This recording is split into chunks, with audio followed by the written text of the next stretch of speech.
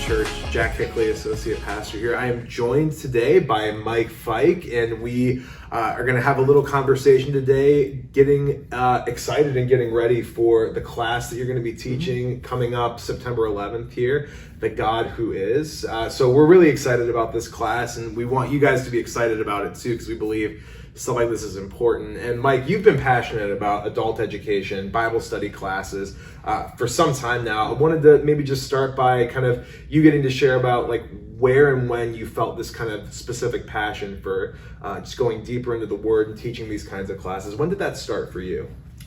I think it really, I came to faith here at Ogden 36 years ago, and the pastor who was here at that time was really a great mentor of new believers. And at that time, you know, there was an adult Sunday school, there was Sunday morning worship, there was Sunday evening worship, Wednesday evening Bible study, and then he had other studies as well. And those things were just really life-changing for me. Just being continually in the Word with fellow believers, it grew my faith in ways that I don't think I'd be where I'm at. You know, not that I'm some super spiritual person, but I think I have a better understanding of who God is as a result of sort of having this lifelong passion for learning. I think it's too easy to, you know, come to faith and sort of feel like you've got your ticket to heaven. Maybe you come to worship on Sunday morning for an hour, but I really think God deserves more than that. I mean, I think that kind of desire to grow in your faith, it's like any other relationship, any other friendship. If you want it to grow, you got to spend time with people. And if you want to grow, have your relationship grow with God, I think it's good to gather with fellow believers and study the Word. I thank you for sharing that, Mike. And I think that's such a resonant point of saying, like, to be a follower of Christ, and just kind of that is part of your life that's just relegated to that hour on Sunday. Surely that's something that we don't want to grow complacent in a place where that's all it is. We want to find continual ways to be really growing and being intentional in this relationship. And so let's talk a little bit more about this opportunity, The God Who Is. So this is something that you kind of designed yourself, is this correct? This The God Who Is class. Talk to us about how that kind of came to be. Well, I came under conviction myself that sometimes I think our ideas of who God is are too small. You know, the scriptures say that the fear of the Lord is the beginning of wisdom. I don't think many of us, maybe none of us, have the appropriate amount of fear or awe for who God is, in the sense that it makes me think of the Chronicles of Narnia, where I don't remember whether it's Susan or Lucy was trying to understand who Aslan, the Christ character, was. And who I think might have been the groundhog, you know, the animal character said, he's not a tame lion. And I think a lot of us, all of us, I would say, have a pretty tame God. And so because I think we all have misconceptions about who God is. I mean, oftentimes you hear people say, well, my God would never do this or that, or my God isn't like that. Well, it doesn't matter what I think about who God is. What matters is who He has revealed Himself to be in Scripture. So that's why I developed a class about the God who is. I mean, He reveals Himself as the great I am. He gets to tell us what He's like. We don't get to decide what He's like. He tells us what He's like. And so when you search the Scriptures, it's just, I mean, it's fascinating, really, in a lot of ways, to see the depth of who He is. I'm also convinced that eternity we're going to spend seeing God reveal Himself in greater and greater ways. And even though we will have been there 10,000 years or 10 million years, there will be fresh revelations. We'll never exhaust the depths of who God is. And I think that's going to be one of the great joys of heaven.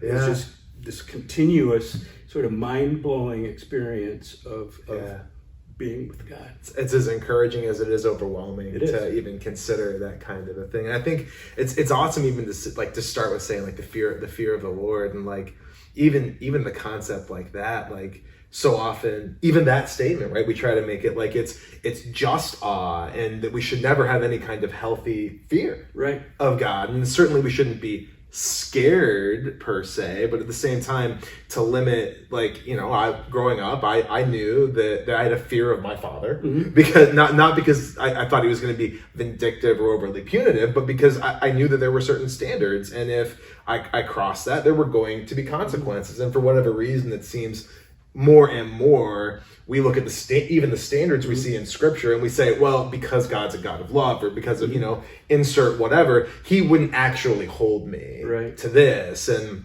even like saying, yeah, well, my God wouldn't do so and so. If your God doesn't square with the God in the book, you found yourself with an idol. Yeah, it's true. So I'm really excited for this class. I think it's going to be good. What over the 6 weeks, we'll be looking at lots of different things, I'm sure. What are you maybe most excited to be tackling?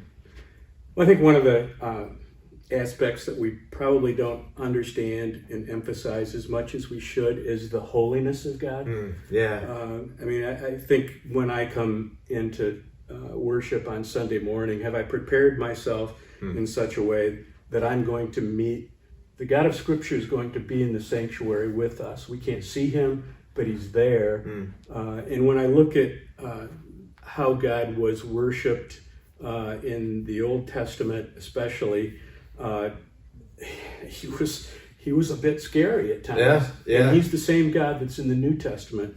I think of like when Isaiah or Ezekiel met God, they were in a pile on their face. I mean, they couldn't even stand to really look at him. Moses, after he came down from the mountain, his face glowed because he'd been in his presence. And I think the one that's most fascinating is the Apostle John. Think of how he told us that he was basically Jesus' best friend. When they ate, he felt comfortable enough being with Jesus that he says he lay his head back on Jesus' breast. And yet when the Apostle John met the fullness of Jesus in the Revelation, he was undone. I mean, it was so. We don't think about the God that Isaiah met. Whenever there's a glimpse into heaven, it is breathtakingly awesome. And do we expect to meet with that God on Sunday morning? Or do we walk? I kind of waltz in there and say hello to people, talk to people on the way in. But I've come to meet that God, and we just don't often think about that. That's awesome. That's gonna be exciting to dig into that. And so this class, The God Who Is, starting September 11th during the 9:30 service. If there's somebody who's watching this and is kind of on the fence, so that maybe they've never done something like this before, or just kind of they need just that extra push, what would you say to someone who maybe needs that extra push? I think I'd say, I think all of us deep down want to have a deep, intimate relationship with Jesus and with God.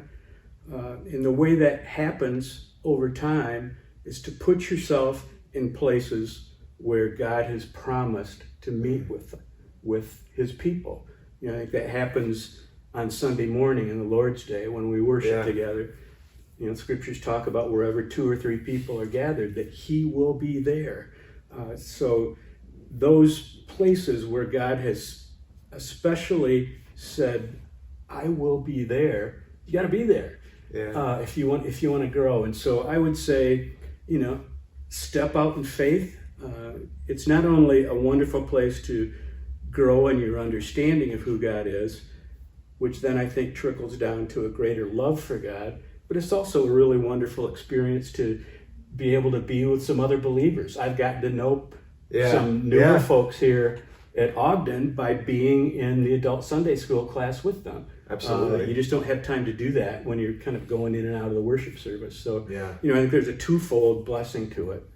Deeper relationship with God and a deeper relationship with God's people. That's awesome. Mike, thank you so much for taking some time. Thank you so much for just being willing to share your gifts with the church and to be teaching and offering this. We are so excited for all the ways that God's kind of moving in this next season, lots of the growth group opportunities. We're so excited for the God Who Is starting September 11th during the 9:30 service in the cafe. We hope that you will come check it out and just be growing in amazement of who God is. Thanks so much. We'll see you around.